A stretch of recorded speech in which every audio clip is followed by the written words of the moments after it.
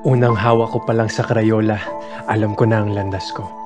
Gusto kong maging artist. Gusto ko gumawa ng obra na nakakaakit ng imahinasyon at nakakabihag na ganda.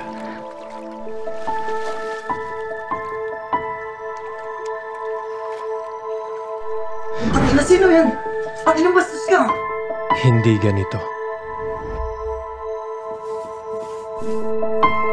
Ginagamit mo ang pintura ko para mag-drawing ng kabastusan? Art ho ito! Ano makala mo sa sarili mo? Mayaman? Hirap lang tayo, boy! Gusto ko lang naman maging artist. Kailangan ko ng inspirasyon para nilalabanan ako ng buong mundo. Please, give me a sign! Kailangan mo ba ng inspirasyon? Sino ka? Ako ay Paraluman, muso ng sining. Andito ako para tulungan ka. Paano mo ako bibigyan ng inspirasyon? Paglilingkuran kita hanggang sa kaya ko. Pupukawin ko ang diwa mo at ilalabas ko ang pinakamalalim mong sining. Susunod ako sa lahat ng gusto mo at kailanman hindi kita iiwan. Bawal tayong maghawak.